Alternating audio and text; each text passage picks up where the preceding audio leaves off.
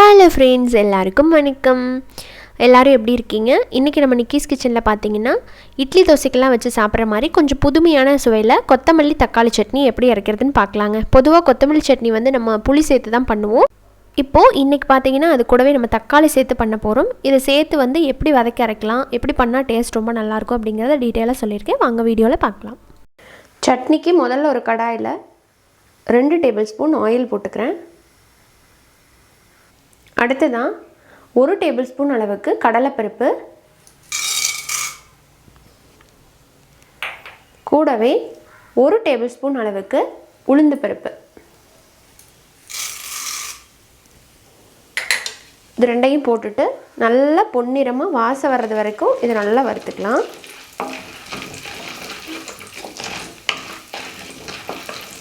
So இப்போ பாருங்கள், பருப்பெல்லாம் நல்லா பொரிஞ்சு வாசம் அருமையாக வந்துட்டுருக்கு. இப்போ இந்த டைமில் நம்ம இதில் ஒரு 10 பல்லு பூண்டு, கொஞ்சமாக இஞ்சி எடுத்துருக்கிறேன். இந்த பூண்டு பார்த்திங்கன்னா ரொம்ப குட்டி குட்டி பல்லாக இருக்கிறதுனால நான் வந்து ஒரு 10க்கு மேலேயே போட்டிருக்கிறேன். அதே மாதிரி இஞ்சி வந்து இந்த சைஸுக்கு நான் எடுத்துருக்கிறேன். அவ்வளோதான். இப்போ இது எல்லாத்தையுமே நம்ம இதில் சேர்த்துடலாம்.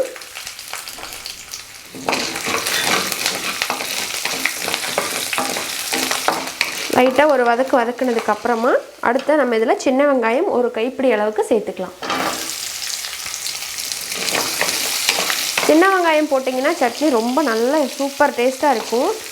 சின்ன வெங்காயம் இல்லாத பட்சத்தில் பெரிய வெங்காயம் போட்டுக்கலாம். நான் போட்டிருக்கிற அளவுக்கு பெரிய வெங்காயம் வந்து ஒரு மீடியம் சைஸ் அப்படின்னா 2 போடுங்க, நல்லாயிருக்கும். இந்த வெங்காயம் வந்து நல்லா கண்ணாடி பதம் வர்ற வரைக்கும் இதை வதக்கிக்கலாம்.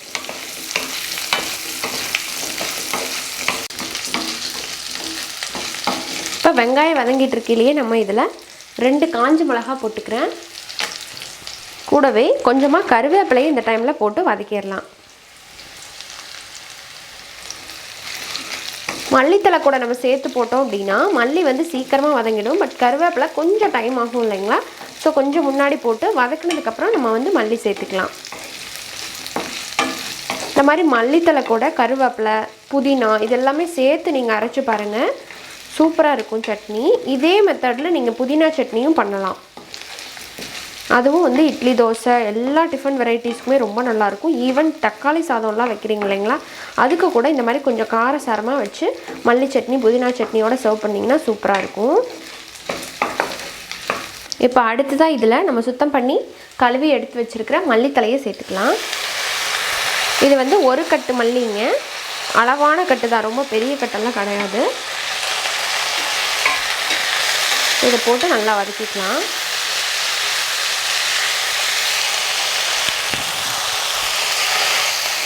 மல்லித்தலையை பார்த்திங்கன்னா ரொம்ப நேரம் போட்டு வதக்கக்கூடாது, அதோடய ஃப்ளேவரே போயிடும். கொஞ்சம் நேரம் அது நல்லா சுருண்டு வதங்குற வரைக்கும் மட்டும் வதங்கினா போதும்.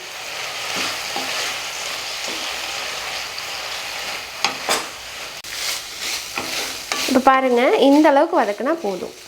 இப்போ அந்த மல்லித்தலையோட நல்ல வாசனை வந்துட்டுருக்கு. இந்த டைமில் பார்த்திங்கன்னா நம்ம ஒரு 2 டேபிள் ஸ்பூன் அளவுக்கு துருவின தேங்காய் வந்து சேர்த்துக்கலாம்.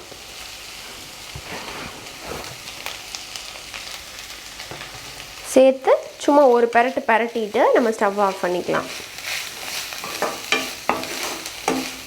நீங்கள் லஞ்ச் பாக்ஸ்க்கெல்லாம் கொண்டு போகிறீங்க அப்படின்னா ஒரு 2 நிமிஷம் சேர்த்து வதக்கிக்கோங்க இந்த தேங்காவை. தேங்காய் நல்லா வதங்கிருச்சு அப்படின்னா கெட்டு போகாது. இப்போ நமக்கு சரியாக இருக்கும். ஸ்டவ் ஆஃப் பண்ணிக்கிறேன். ஸ்டவ் ஆஃப் பண்ணிவிட்டு இதை முதல்ல ஒரு பிளேட்டுக்கு மாற்றி வச்சுக்கலாம்.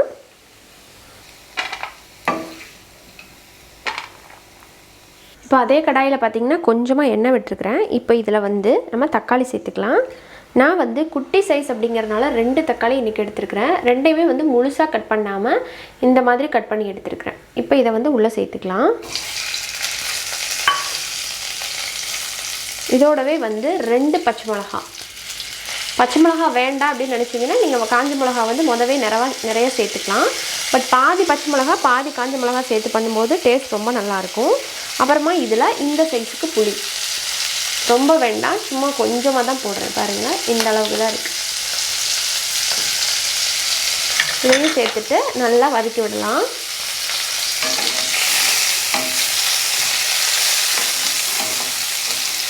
எல்லாம் சேர்ந்து நல்லா வதங்கி வரட்டும். இப்போ பாருங்கள், நம்ம வந்து அந்த தக்காளியெல்லாம் சேர்த்தோம் இல்லையா, நல்லா வதங்கிடுச்சு பாருங்கள். நம்ம முழுசாக தான் சேர்த்தோம், பட் நல்லா வதங்கி வந்திருக்கு. இப்போ நம்ம ஸ்டவ்வை ஆஃப் பண்ணிவிட்டு நம்ம ஆல்ரெடி போட்டு வச்சுருக்கோம் இல்லைங்களா வெங்காயம்லாம் வதக்கி, இப்போ அதோடவே வந்து இதையும் சேர்த்து விட்டுறலாம். அவ்வளோதான்.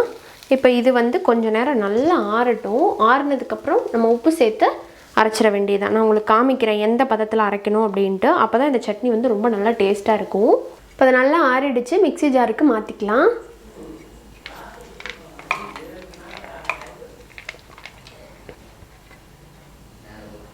தேவையான அளவுக்கு உப்பு,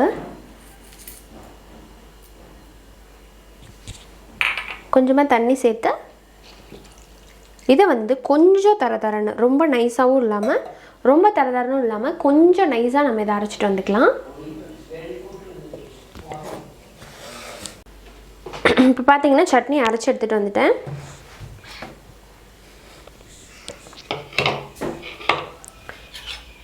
பாருங்களேன், இந்த அளவுக்கு கொஞ்சம் தரன்னு அரைக்கணும்.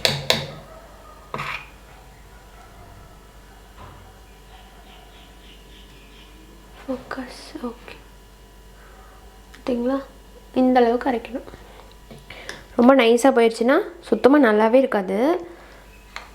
நான் போட்டிருக்கிறது வந்து மீடியமான காரத்தில் தாங்க இருக்குது, ரொம்ப காரம் அதிகமாகலாம் கிடையாது. பட் நீங்கள் வந்து காரம் அதிகமாக சாப்பிடுவீங்க அப்படின்னா பச்சை மிளகா காஞ்ச மிளகா இன்னும் 1-2 வந்து எச்சு பண்ணிக்கோங்க, அப்போ தான் சரியாக இருக்கும். இப்போ வந்து குழந்தையெல்லாம் சாப்பிட்றதுனால நான் கொஞ்சம் கம்மியாகவே போட்டிருக்கிறேன். இப்போ இதை வந்து நம்ம வேறு ஒரு பவுலுக்கு மாற்றிட்டு, தாளிப்பு வேணும்னா நீங்கள் தாளிப்பு கொடுத்துக்கலாம், தாளிப்பு கொடுக்காமையும் நல்லாயிருக்கும். உங்களுக்கு வேணுன்னா கொடுத்துக்கோங்க. நான் டிஃபனுக்கெல்லாம் செய்யும்போது தாளிப்பு கொடுத்திங்கன்னா நல்லாயிருக்கும். இது சாதத்துக்கும் ரொம்ப அருமையாக இருக்கும். நான் முதவே சொன்ன மாதிரி சாதத்துக்கு அப்படியே போட்டு பிசைஞ்சு சாப்பிட்லாம். அப்புறமா வந்து தக்காளி சாதத்துக்கு சைட் டிஷ்ஷாக சாப்பிட்லாம். இதுக்கெல்லாம் வந்து கொஞ்சம் ஸ்பைஸியாக இருந்தால் நல்லாயிருக்கும். அதுக்கெல்லாம் நீங்கள் தாளிப்பு கொடுக்க வேண்டிய அவசியமே கிடையாது.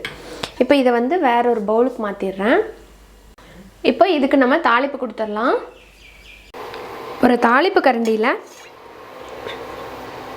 1-2 டீஸ்பூன் அளவுக்கு ஆயில் போட்டுக்கலாம். இதில் கடுகு வந்து பொரிய ஆரம்பிக்கையில் கடலைப்பருப்பு போடுங்க. ரொம்ப முன்னாடி சேர்த்துட்டிங்க அப்படின்னா கூட கரிஞ்சு போயிடும். இப்போ பொரிய ஆரம்பிக்குது. இப்போ வந்து கடலைப்பருப்பு, அப்புறம் உளுந்து எல்லாமே கொஞ்சம் கொஞ்சம் போட்டுக்கலாம். கருவேப்பிலை போட்டுட்டு கூடவே 4 காஞ்ச மிளகா,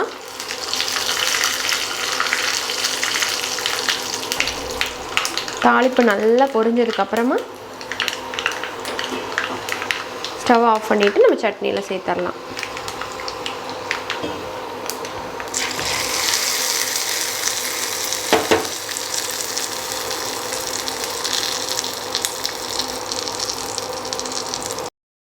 அவ்வளோதாங்க. தாளிப்பை நல்லா நம்ம மிக்ஸ் பண்ணி விட்டுட்டு இட்லி தோசைக்கெல்லாம் போட்டு சாப்பிட்டு பாருங்கள். அவ்வளோ அமிர்தம் மாதிரி இருக்கும். நீங்கள் ஹோட்டலில் சாப்பிட்றத விட ரொம்ப ருசியாக இருக்கும். நான் சொன்ன பக்குவத்தில் இதே மாதிரி வதக்கி அரைச்சி பண்ணினீங்கன்னா பர்ஃபெக்டான ஒரு கொத்தமல்லி தக்காளி சட்னி உங்களுக்கும் கிடைக்கும். செஞ்சு பார்த்துட்டு உங்கள் ஃபீட்பேக் சொல்லுங்கள். இந்த வீடியோ உங்களுக்கு பிடிச்சிருந்தது அப்படின்னா மறக்காமல் நம்ம சேனலுக்கு கீஸ் கிச்சனை சப்ஸ்கிரைப் பண்ணிவிட்டு கூட இருக்கிற பெல் ஐக்கானை கிளிக் பண்ணுங்கள்.